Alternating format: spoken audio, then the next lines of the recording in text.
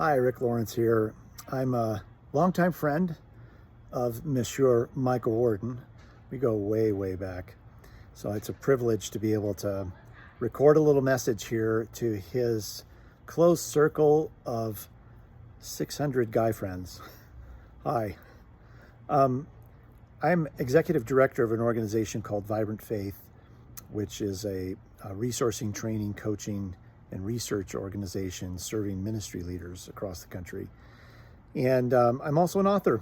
I've written a couple of dozen books, and my latest one is called Editing Jesus, Confronting the Distorted Faith of the American Church. Doesn't promise to be a light read, does it? But it's really the latest iteration of a lifelong calling I have to really lift up the beauty, wonder, and magnetism of Jesus as the core of who we are and what we do and how we live our lives. About 20 years ago, I started using a phrase called Jesus-centered. I wrote a book called Jesus-Centered Youth Ministry, and then one not too long after that called The Jesus-Centered Life. And the whole Jesus-centered way of thinking and living is distinct from the typical conventional way that we live our Christian life. So just a little preamble before I tell you a little bit about the message of the book and why I think it's important for men in particular in our culture. For about 20 years, I was serving as a Christian leader, an organizational Christian leader, and I was an author and other things during that time as well. But I would say I was living the conventional Christian life for those 20 years. That means that I was essentially trying harder to be better. If you think about most sermons that you hear on Sunday morning, if you condense them down to what's the actual point and takeaway of this, the way I translate that is understand the biblical principle and apply it to your life, or try harder to be better. And that's the way I was trying to live my life. And so was everyone else that I knew. But then I had an experience. I was invited to speak at a large conference at Willow Creek in Chicago, and they specifically asked me if I would lead a 3-hour pre-conference session on something I had never presented before. And I had been fooling around with this idea. It had been bubbling to the surface for a long time. I was at unrest in the viewpoint and perspective that I had been living under, try harder to be better, for a long time, and I was exploring something bubbling to the surface in me, and I called it Jesus-Centered Youth Ministry, and I told them that's what I'd like to do, and they let me do it, and I took my first shot at it. It was a 3-hour experience, highly experiential, highly interactive. It was a kind of a co-discovery environment is what I call it, where we're all discovering together.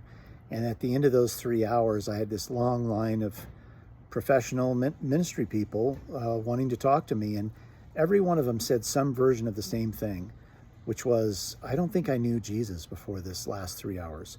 These are people that have been living their lives just as I had in professional Christian ministry, and they said they really hadn't really captured the essence of who Jesus really is before that 3 hours. And so I left that pre-conference session, and then I had the whole conference to go experience, popping into workshops and keynotes and all kinds of stuff that first day after I led that 3-hour workshop.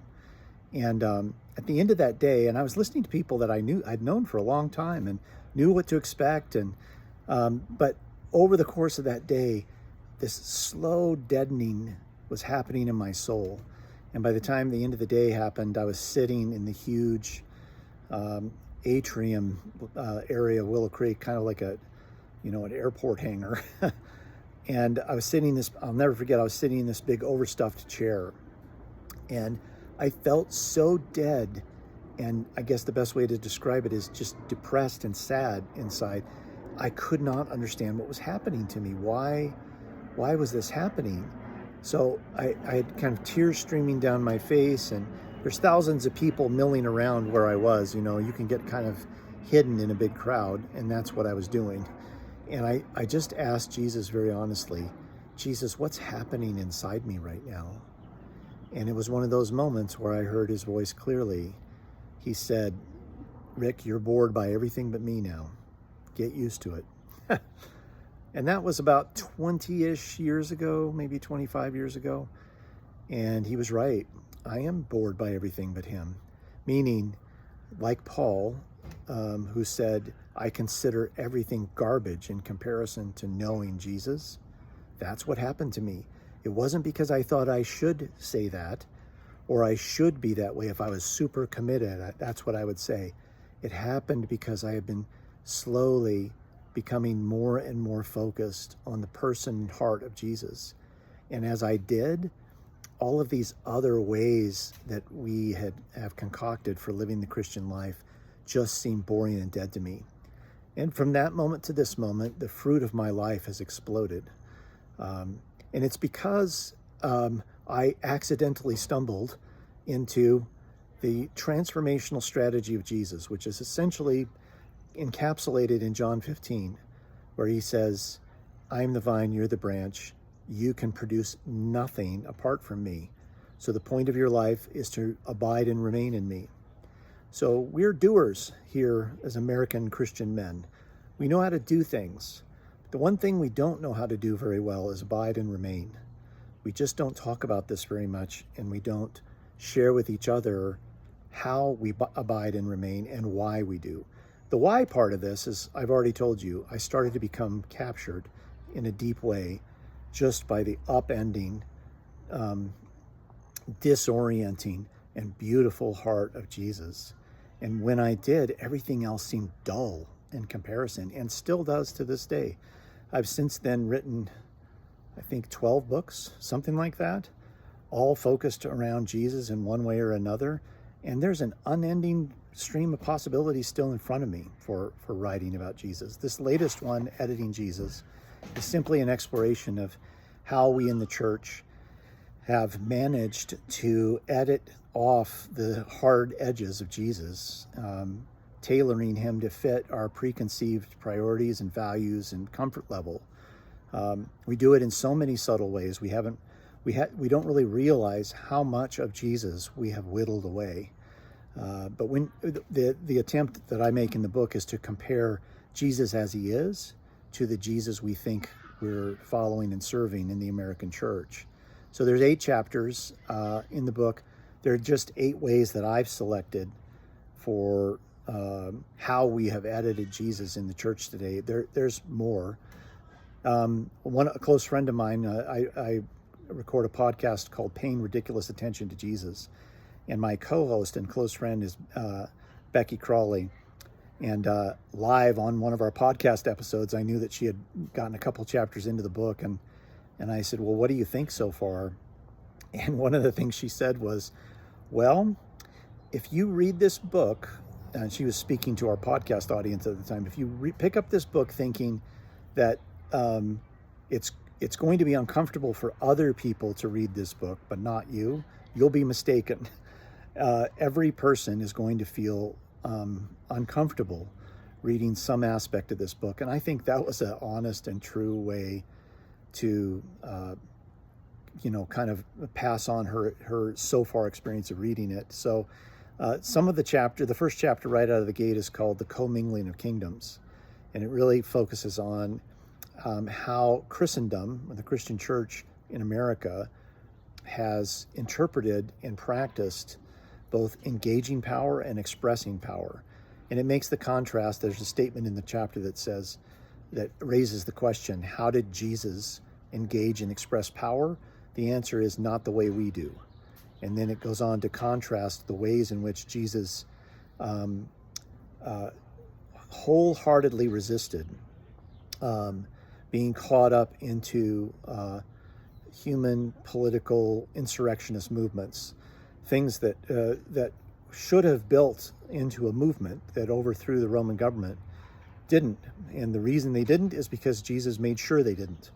Just read John 6, for instance. He's at the top of his popularity in John 6. He has tens of thousands of people hanging on his every word. They all want to follow him. They're all ready to rally behind him. And a man in the crowd asks an innocent question, what do we have to do to inherit eternal life? And Jesus starts engaging him. And then eventually he says, well, if you really want any part of me, you're going to have to eat my body and drink my blood. And the guy says, what are you talking about? And the rest of the crowd eventually hears what he's saying. They have to pass the word back. And he keeps asking. They keep asking, what do you mean? And 11 times Jesus repeats himself, and he doesn't really explain himself. And by the end of that stretch, they're all gone. The entire crowd, a bunch of noisy Mediterranean people, they have left in anger because they don't understand what he's saying, and they think he might be crazy. And Jesus looks at his own disciples and says, are you going to leave too? The most honest, humble question ever asked. And Peter responds, where else would we go? Only you have words of life and truth. That's the cry of a disciple. That's the cry of a disciple. I don't understand everything you've said, but I'm ruined for your heart. So Jesus never picked up an insurrectionist momentum in his ministry, and he particularly ruined it when it started to build. So that's just the first chapter. Other chapters in the book include things like the problem with principles. Why is trying harder to get better not the way of Jesus? Or the way in which we've sort of threaded materialism into our gospel, or the way that we've shunted the poor into the margins, or the way that we've made justice an appetizer instead of central to the heart of God. All these are ways of engaging the ways in which we've edited Jesus, and each chapter has a focus in it that really highlights, well, if this is the truth about Jesus, what are his ways? How do they contrast with our ways? So it gives a kind of a menu of options for living in the way of Jesus, and questions at the end of every chapter that are good for reflection or even a small group discussion. So Mike, thanks for giving me this chance to talk a little bit, and I hope something I've said has resonated with you. And if it has, pick up a copy of Editing Jesus, read it, talk about it with your friends. My hope is that in the end, not that you agree with my theological perspective on all this, but that you develop a deeper passion for the person of Jesus through these pages. Thank you.